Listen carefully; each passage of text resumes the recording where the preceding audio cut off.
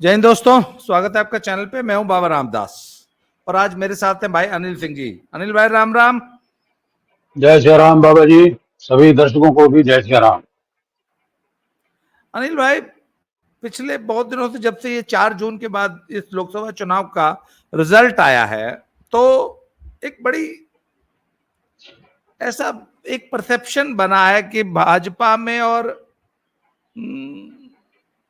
संघ में, आरएसएस में कुछ खींचतान है, कुछ मतलब बड़ी टेंशन चल रही है या कुछ वैचारिक मतभेद हैं। क्या है, आखिर क्या है? क्योंकि मुझे मालूम है आप संघ और भाजपा के संबंधों पे आपकी बड़ी गहरी पकड़ है, आपका बड़ा अध्ययन है, आप बड़ा विचार करते हैं इस पे। बताइए, आखिर एक आम आदमी को इन चीजों का पता नहीं होता। आप बताइए क्या चक्कर क्या है ये? धन्यवाद बाबा जी, इतनी तारीफ करने के लिए। आप देखेंगे कि कोई ऐसी गहरी पकड़ नहीं है हमारी। जो दूसरे लोग सुन रहे हैं वही हम भी सुन रहे हैं, और उसी के आधार पर जो थोड़ा बहुत एनालिसिस करते हैं, सोचने के लिए पर्याप्त समय है। तो जो अपना एनालिसिस है बस वही मैं बताने जा रहा हूं। तो देखिए, इन जनरल इस चुनाव परिणामों की सबसे बढ़िया एनालिसिस अभी तक जिस आदमी ने दिया है उसका नाम है अभिजीत अय्यर मित्रा। तो निश्चित रूप से देश के सबसे इंटेलिजेंट लोगों में से एक हैं, और जो कुछ उन्होंने कहा है उनके वीडियो उपलब्ध हैं, आप मौका मिले तो देखिएगा। वो सबसे ज्यादा सच्चाई के नजदीक मुझे लगता है। तो इस चुनाव की एक ये सबसे बड़ी खास बात ये थी कि ये चुनाव जो है वो एक लोकसभा के चुनाव के तौर पर लड़ा ही नहीं गया, जिसमें देश का प्रधानमंत्री चुनती है अपनी जनता। ये जो है वो अलग अलग स्टेट्स के चुनाव के एक समेशन के तौर पर इसको आप देखिए। हर एक राज्य ने जो है वो अपने अपने हिसाब से चुना है अपने रिप्रेजेंटेटिव्स को, और वो सब जोड़ जाड़ करके ये लोकसभा का चुनाव हो गया है। कोई नेशनल इशू ऐसा था नहीं।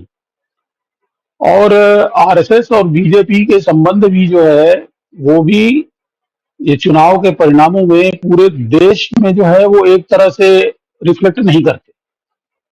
जैसे उत्तर प्रदेश के बारे में ये कहा जाता है कि यहाँ पर जो है संघ ने साथ नहीं दिया या धोखा दिया, लेकिन मध्य प्रदेश के बारे में ऐसा बिल्कुल नहीं है। मध्य प्रदेश में संघ और भारतीय जनता पार्टी ने जो है बिल्कुल परफेक्ट एक यूनिसन में काम किया।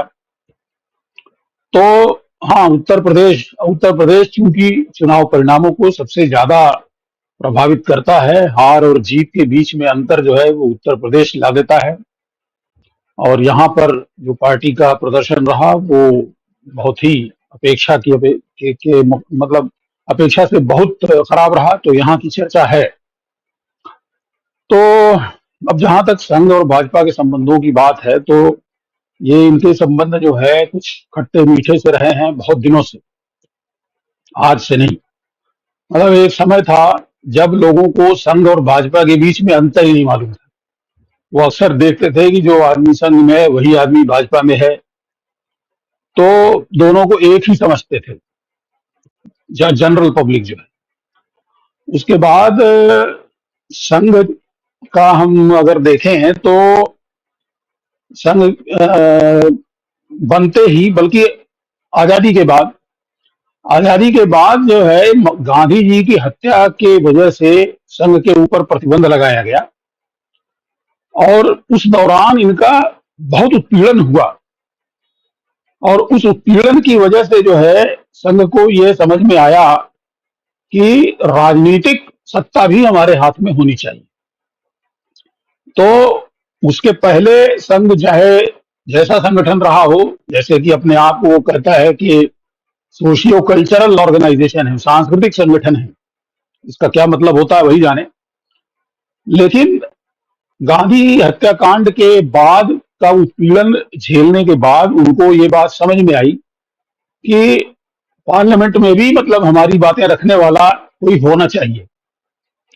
तो वो भी जो है एक अपना पॉलिटिकल विंग बनाने के चक्कर में थे, और उसी समय डॉक्टर श्यामा प्रसाद मुखर्जी, वो भी जो है गांधी हत्याकांड की वजह से ही, गांधी हत्याकांड में उस समय हिंदुओं का जो प्रतिनिधि दल हुआ करता था वो था हिंदू महासभा।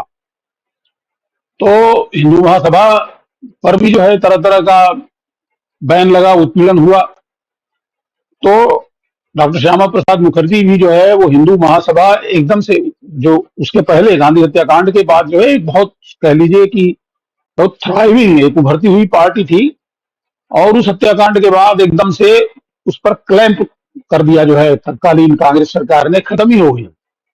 तो हिंदुओं का प्रतिनिधि जो है दल कोई नहीं था। डॉक्टर श्यामा प्रसाद मुखर्जी ने एक हिंदुओं की संस्था के तौर पर जो है भारतीय जनसंघ की स्थापना की, और ये बताया जाता है कि उन्होंने संघ से जो है उसके संगठन में काम करने के लिए लोग मांगे, और संघ ने लोग दिए उनको। जो लोग संघ की तरफ से भेजे गए उसमें दीनदयाल उपाध्याय और अटल बिहारी वाजपेयी जैसे बहुत नाम हैं, नानाजी देशमुख, के आर मलकानी वगैरह वगैरह। तो ऐसे लोग जो है वो दिए गए उनको। तो अब देखिए, संघ जब शुरू में बना तब उसका ध्येय जो है हिंदू राष्ट्र की वैल्यूज को स्थापित करना था भारत में। लेकिन बाद में जब एक उन्होंने अपना पॉलिटिकल विंग, उसमें भारतीय जनसंघ था, जब उन्होंने उसकी स्थापना की, तो अब जो है राजनीतिक दल के लिए तो ये जरूरी है, संविधान के प्रति जो है ईमानदार रहना। संविधान की शपथ ली जाती है उसमें। अगर कोई किसी का कोई जो क्रियाकलाप है वो संविधान के ही विपरीत पाया जाता है तो उसका रजिस्ट्रेशन ही नहीं होगा चुनाव आयोग में। तो इनके लिए सेक्युलर दिखना जो है बड़ा जरूरी हो गया।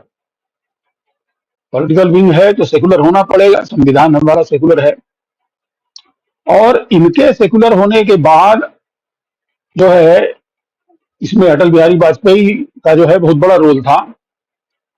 तो अटल जी जो है वो सेक्युलर नेताओं में सबसे आगे, समझ लीजिए, भारतीय जनता पार्टी उस समय भारतीय जनसंघ के। तो संघ को भी जो है वो अपना जो चरित्र है वो सेक्युलर दिखाना बड़ा जरूरी हो गया, क्योंकि उनके ऊपर यही आरोप था, 1948 में यही आरोप था उनके ऊपर कि ये लोग जो है एक सांप्रदायिक संगठन है, सांप्रदायिक घृणा को फैलाते हैं, इसके लिए काम करते हैं। तो उनके ऊपर भी जो है एक सेक्युलरिज्म का आवरण अपने ऊपर ओढ़े रखना जो है वो बड़ा जरूरी हो गया। और हिंदू राष्ट्र जिसकी वो पहले बात किया करते थे, बात करने को अभी भी करते हैं, लेकिन वो उनके कहीं भी उनके संविधान में ये लिखा नहीं हुआ। उनकी वेबसाइट पर अगर आप जाकर के देखें तो वेबसाइट पर ऐसा कहीं नहीं लिखा हुआ है कि संघ का लक्ष्य हिंदू राष्ट्र स्थापित करना है भारत में। तो हो गए वो कंप्लीटली सेक्युलर। और फिर ऐसे इंस्टेंसेस आए कि जिस भी व्यक्ति ने हिंदू राष्ट्र के कंसेप्ट को ज्यादा सीरियसली लिया, जिस भी व्यक्ति ने इस दिशा में काम करना शुरू किया कि भारतीय जनता पार्टी को एक हिंदूवादी दल के तौर पर अपनी पहचान स्थापित करनी है, इस सोच के साथ काम करना शुरू किया, चाहे वो भाजपा में हो चाहे वो संघ में हो, उसके पर कतर दिए गए। और इस अप्रोच के पीछे जो है वो अटल बिहारी वाजपेयी जी का बहुत बड़ा रोल था। वाजपेयी जी जो है वो नेहरू जी से जो है बहुत प्रभावित थे। नेहरू जैसे ही जो है वो बनना चाहते थे अपने जीवन में, और इसकी वजह से उनकी जो छवि, उनको ऐसा लगा कि हमारे लिए ऐसी छवि का निर्माण होना आवश्यक है जो सेक्युलरिटी का सर्टिफिकेट देते हैं देश में वामपंथी लोग, तो उनसे भी ज्यादा सेक्युलर दिखना चाहिए भारतीय जनसंघ को। तो ऐसे क्रियाकलाप उन्होंने शुरू किए। और हिंदूवादी नेताओं के जिनके पर कतर दिए गए उनमें सबसे बड़ा नाम था बलराज मधोक का। बलराज मधोक को हटाया गया। उसके बाद आप देखिए आधुनिक काल में आ जाइए, के एन गोविंदाचार्य जैसे लोगों को जो है पार्टी छोड़नी पड़ी। तो ये टकराव का एक कारण ये बनता है क्योंकि संघ जो है अपनी पुरानी जो फिलॉसफी है उसके आधार पर थोड़ा सा राइट की तरफ जो है उसका टिल्टेड रहता है, और जो भी आदमी ज्यादा राइट को भाग जाता है उससे परेशानी होने लगती है भारतीय जनता पार्टी को भी और आरएसएस को भी। तो जैसे अभी एक जो चर्चा में है खबर कि योगी जी से जो है लोग खफा हैं, संघ वाले खफा हैं, बीजेपी की जो सेंट्रल लीडरशिप है वो खफा है। अब ये हमको समझ में नहीं आता है कि भाई योगी जी ने ऐसा कौन सा काम किया है जिसके लिए उनको नाराजगी है। योगी जी तो मोदी के बाद जो है वो बीजेपी में एकमात्र क्या, चलिए दो तीन लोगों में से एक हैं, मैंने अमित शाह और राजनाथ सिंह को भी आप उस कैटेगरी में रख लीजिए, मगर वो ऐसे व्यक्ति हैं जिनकी मांग पूरे देश में है, पूरे देश में उनको सुनने के लिए जो है भीड़ इकट्ठा हो सकती है। लोगों को पता लग जाए कि योगी जी आने वाले हैं, तब वो चाहे असम में उनका भाषण हो रहा हो, चाहे दक्षिण में हो रहा हो, लोग आ ही जाते हैं। तो योगी जी जो है वो पार्टी के लिए एक बहुत बड़े एसेट हैं, ऐसा जो है वो सामान्य आदमी को भी जो है नजर आता है। तो योगी जी ने ऐसा क्या बिगाड़ दिया है उनका। अब इसमें जो है वो एक थ्योरी ये भी है, योगी जी के जो क्रियाकलाप हैं, एक तो भगवा धारण करते हैं एकदम खुलेआम, कोई उसमें संकोच नहीं करते अपना भगवा वस्त्र दिखाने, हमेशा ही एक ही वेशभूषा में रहते हैं। और दूसरे, उत्तर प्रदेश में आप सुन ही रहे हैं, रोज ही इस तरह के कांड होते हैं, और जो बुलडोजर बाबा के रूप में उनकी छवि जो एक स्थापित हुई है, हालांकि बुलडोजर जो है वो धर्म या मजहब के आधार पर कोई भेदभाव नहीं करता, वो ऐसे ही लोगों पर चलाया जा रहा है जो कानून के खिलाफ व्यवहार कर रहे हैं। लेकिन अब ये इसको चाहे आप संयोग कह लीजिए, चाहे तो डिजाइन कह लीजिए, वो कम से कम 90-95% उसमें जो है वो एक विशेष समुदाय के लोग होते हैं, क्योंकि कानून तोड़ने में जो है वो काफी आगे हैं दूसरे समुदाय से।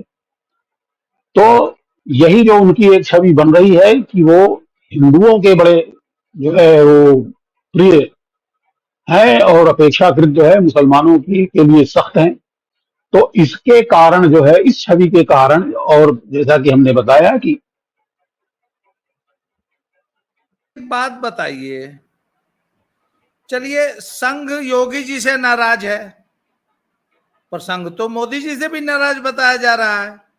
नड्डा ने जो बयान दिया, एक तो नड्डा तो कठपुतली अध्यक्ष थे, तो नड्डा ने जो बयान दिया होगा वो अपने आकाओं के इशारे पे दिया होगा, या कोई अंदर ऐसी बात हुई होगी जिसका मुझको, आपको, आम जनता को पता नहीं है। तो आखिर संघ की और भाजपा की ये क्या खींचतान है, और नड्डा को ये जो बयान देना पड़ा, या बीच चुनाव में जो नड्डा ने ये बयान दिया, ये क्या था? मतलब, और जो ये आरोप है कि संघ ने इस चुनाव में जो है भाजपा का साथ नहीं दिया, इसलिए भाजपा का जो है ये 30-40-50 सीट कम आ गई, इन बातों में कितनी सच्चाई है, और ये क्या खींचतान है? देखिए, इस तरह की खींचतान जो पहले भी होती रही है, और थोड़े दिनों के बाद फिर समझौता भी हो जाता है। भाजपा और संघ में आज के तारीख में जो संबंध है उसको आप अन्योन्याश्रित संबंध कह सकते हैं।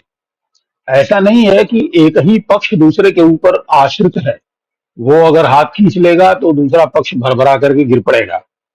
दूसरा जो पक्ष है, जो संघ है, वो भी भारतीय जनता पार्टी के ऊपर आश्रित है, और आजकल जो है वो एक से ज्यादा तरीके से आश्रित है। एक कुछ लोग हैं बहुत, जिनके विद्वान होने में संदेह नहीं है, जैसे एक डॉक्टर शंकर शरण है। डॉक्टर शंकर शरण की एक पुस्तक है संघ परिवार की राजनीति, उसको अवश्य पढ़ना चाहिए। अगर आप किताब पढ़ने के लिए टाइम नहीं है तो मैं लिंक आपको दे देता हूं, आप डिस्प्ले कर सकते हैं कमेंट बॉक्स में अपने, जिसमें उस पुस्तक के बारे में चर्चा की है उन्होंने कि उन्होंने लिखा क्या है। तो ऐसे विद्वान लोग हैं जो ये बता रहे हैं आपको कि संघ जो है पहले जिस तरह का आचरण संघ वालों का रहा करता था, जो टॉप की उनकी लीडरशिप है, जैसे एक कोठरी में जो है बिना कोई एसी पंखा तो शायद चलाते थे, पंखे का वर्णन तो मिलता है, एक कोठरी में केवल एक बेड और एक कुर्सी और एक टेबल, और कोई सामान नहीं, एक टेबल लैंप और एक पंखा। पंखा क्यों चलाते थे संघ वाले, क्या जरूरत है पंखा का, बिना हॉक्स के काम क्यों नहीं चल सकता। मैं ये सवाल में पता, रुकिए रुकिए, मैं ये सवाल क्यों पूछ रहा हूँ, मैं ये सवाल इसलिए पूछ रहा हूँ कि अभी जहां मैं सुल्तानपुर लोधी में, जहां मेरी पत्नी प्रिंसिपल है, उस स्कूल में समर्स की छुट्टियां थी, तो संघ का एक कैंप लगा है। इस वक्त आज भी लगा हुआ है, जब मैं आप में और वीडियो बना रहे हैं तो वो संघ का कैंप वहीं लगा हुआ है। और उसमें हर कमरा एयर कंडीशनड है, क्योंकि ऐसे बड़ा बड़ा ब्रांडेड स्कूल है ना हमारा, तो उसमें हर कमरा एयर कंडीशनड है। और उन्हीं कमरों में जो संघ के जो अभ्यर्थी हैं, जो प्रशिक्षु हैं, सब आकर रुके हुए हैं। और उसमें काफी उम्र दराज लोग हैं, 50, 55, 60 साल तक के लोग हैं। और कम से कम 50 तो गाड़ियां आई हुई हैं, 60-70 प्रशिक्षु हैं, जो इनमें वो लोग 50 बड़ी बड़ी लग्जरी कारों में आए हुए हैं, और वहां पार्किंग में वो गाड़ियां खड़ी हैं। परंतु सबसे पहला जो काम किया संघ ने आते ही, संघ के जो अधिकारी गण थे, कि एसी बंद कराए। तो मैं तो आपको मालूम ही है बहुत किस प्रकार का विद्रोही व्यक्ति हूं, तो मैंने कहा सर एसी ही क्यों बंद करा रहे हैं। तो मैंने कहा मेन स्विच ही काट देते हैं, एसी की जरूरत नहीं है तो पंखा भी क्यों, और पंखा भी नहीं तो लाइट भी क्यों। मैंने कहा डिबरी जला देंगे। तो वो मुझे जानते हैं, तो उन्होंने कहा अरे बाबा जी आप तो जरा सी बात पे। तो मैंने कहा जब एसी का कनेक्शन कटवा रहे तो पंखा, लाइट, हर चीज का। मैंने कहा बैलगाड़ी पे आओ, ये कारे वारे भी हटाओ यहां से। तो सर ये मुझे ना संघ की ये सोच कभी आज तक समझ नहीं आई कि ये जो तुम बैलगाड़ी युग का जो आप अपना संगठन चला रहे हैं ना भैया, समय के साथ बदलो। खैर मैंने आपकी बात काट दी, आप अपनी वापस बात पे आइए कि जो है एक ही कमरे में जो है खट्टर और मोदी जो है एक पंखा। खैर मैं होता तो वाकई पंखा उतरवा लेता इन लोगों का, बिना होते दोनों। देखिए ये जो है, ये तितिक्षा साधना में आता है, मौसम के उतार चढ़ाव को जो है सहन करना। भगवान कृष्ण ने जो है गीता में कहा है कि मात्रा स्पर्शा सुकौन्तेय शीतोष्ण सुख दुखदा आगमापायिनो नित्यम तां तितिक्षस्व भारत।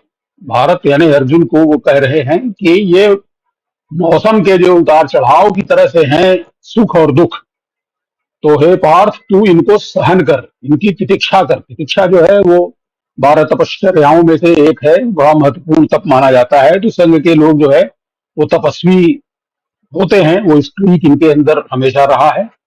तो एक प्रकार की तपस्या है कि बिना विलासिता के जो साधन है, एसी अभी भी जो है विलासिता के साधन में ही आता है। पंखा शायद पंखा अब भी एक है, आवश्यक हो। सिर्फ ऐसी नहीं, पंखा और ट्यूबलाइट भी विलासिता है, चलिए वो कार भी अलग डायरेक्शन विलासिता में है। जा रहा है, कोई वो मतलब थोड़ा अगर अलग लेवल की। बैलगाड़ी के ऊपर कुछ अधिक से अधिक तांगा अलाउड होना चाहिए इन लोग को। एसी जो है वो नेक्स्ट लेवल की विलासिता हो जाता है। तो खैर मैं ये कह रहा था कि जो इनके पुराने जो टॉप लीडरशिप भी जो थी वो भी इस तरीके से रहती थी, सन्यासियों वाला जीवन बिताते थे ये लोग। लेकिन अब जो है ये परिवर्तन हुआ है, क्योंकि बहुत दिनों से सत्ता से नजदीकी इनकी जो है रही है। अटल बिहारी वाजपेयी ने ही इनको पहला स्वाद चखाया सत्ता से नजदीकी का। नेहरू युग से नेहरू युग से जो मतलब थोड़ा बहुत आरएसएस को कंसेशन बाद में मिलते रहे हैं, वो अटल बिहारी वाजपेयी की देन है ये, क्योंकि उन्होंने बड़े अच्छे संबंध बना के रखे हुए थे कांग्रेस की सरकार से। तो अब इनको भी जो है सत्ता का स्वाद थोड़ा सा चखने को मिल गया है। तो इनके जो कम से कम टॉप की लीडरशिप है, उनका लाइफ स्टाइल तो भाई आप देखिए, ये लोग 7 स्टार होटलों में रहते हैं, वो पूरी लग्जरी में बड़ी बड़ी गाड़ियों में चलते हैं। छोटी गाड़ी में आप चाहें कि मोहन भागवत जी को बैठा करके कहीं से कहीं लेते जाएं तो ये संभव नहीं। तो अब चूंकि इनकी भी जीवन शैली इस प्रकार की हो गई है, और इसको इस शैली को मेंटेन करने के लिए इनको भारतीय जनता पार्टी की जरूरत है। अगर बीजेपी जो है सत्ता में न रहे तो इनको बहुत ज्यादा फर्क पड़ेगा एकदम से। तो इनको भी उतनी ही जरूरत है भारतीय जनता पार्टी की जितनी भारतीय जनता पार्टी को जरूरत है। तो इनके अन्योन्याश्रित संबंध है, और जब एक जो है वो दूसरे के बिना थोड़ी देर तक रहने लगता है, जब उसके नजदीक आता है, जब ये पैटर्नेज खत्म हो जाएगा ऐसा लगने लगता है, तो फिर से वो आपस में कर लेते हैं समझौता।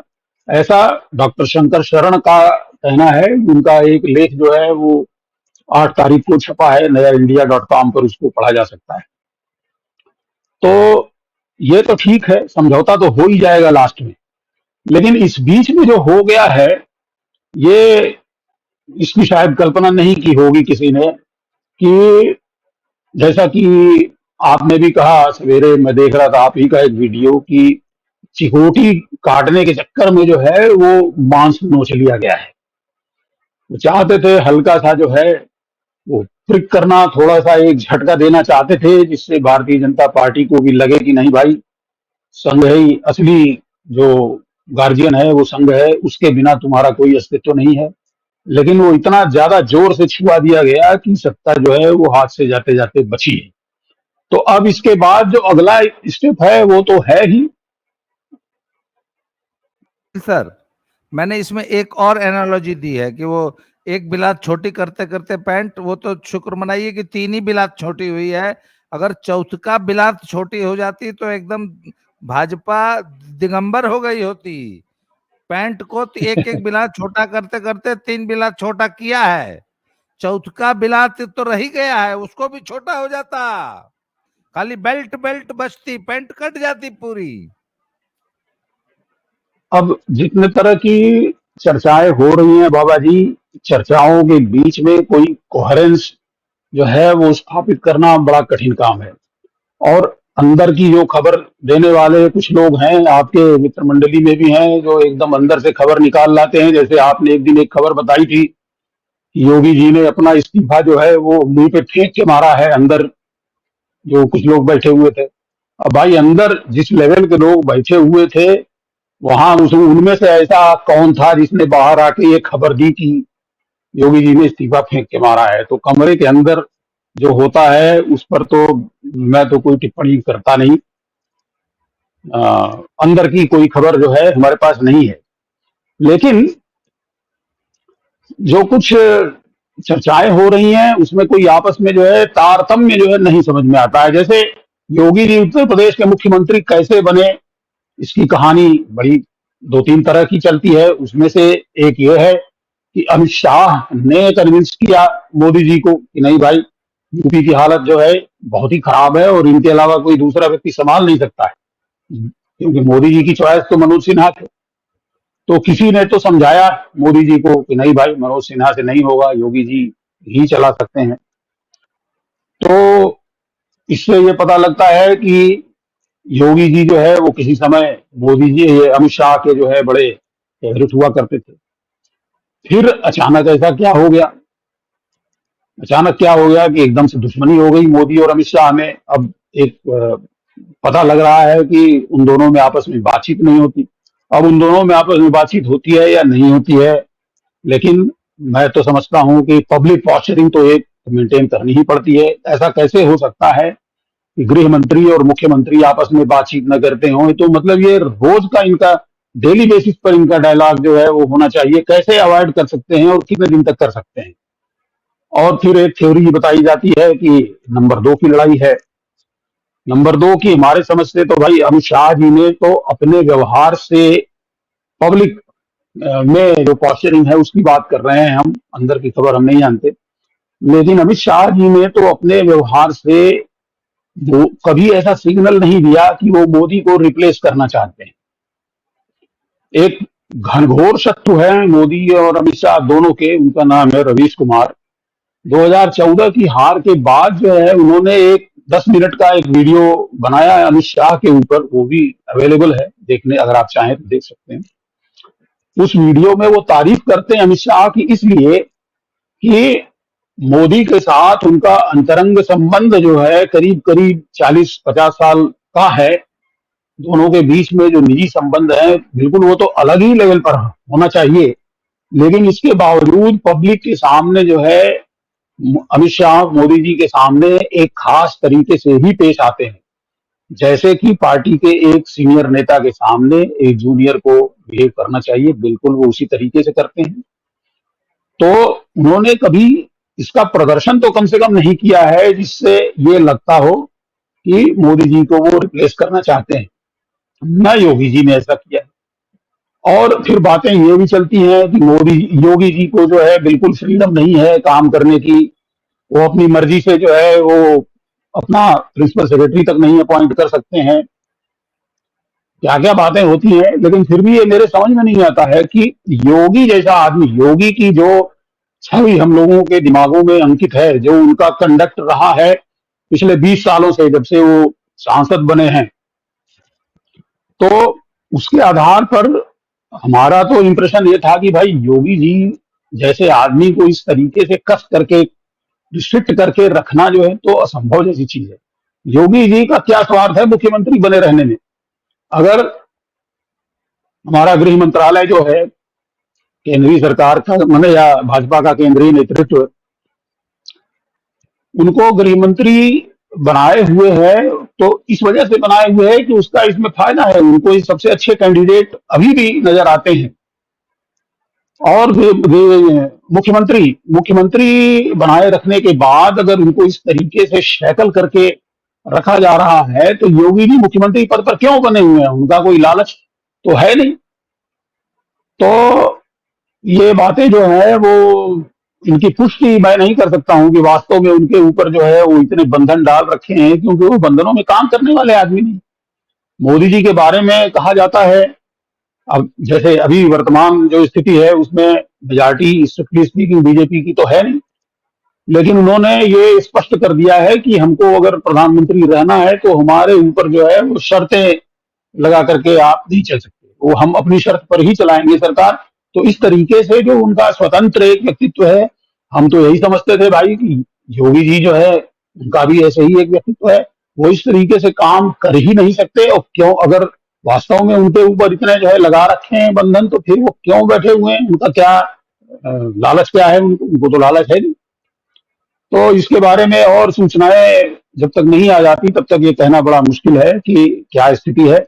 मगर देखिए, आपने गॉडफादर किताब जरूर पढ़ी होगी, तो गॉडफादर में जो है जब मर जाता है डॉन कॉर्लियोने, तब उसका जो लड़का है माइकल वो संभालता है जब उसका साम्राज्य, तब उसको दिखाई पड़ता है कि डॉन जो है वो तरह तरह के कंपीटिंग बिजनेसेस में इन्वेस्ट कर रखा था।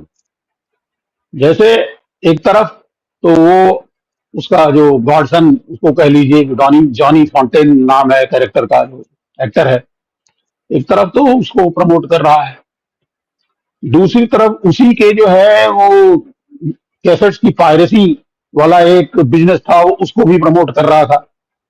तो दोनों तरफ से जो है वो लगा रखा था उसने अपना इंटरेस्ट, उसमें दोनों तरफ से उसका इंटरेस्ट शामिल था बिजनेस में, और दोनों तरफ से पैसा कमा रहा था। तो ऐसा होता है, कोई गॉडफादर जैसा अगर कोई है संघ बीजेपी को भी जो चला रहा है, तो परस्पर विरोधी शक्तियां क्रिएट करना और उनको बैलेंस करना ये एक खेल का अंग है।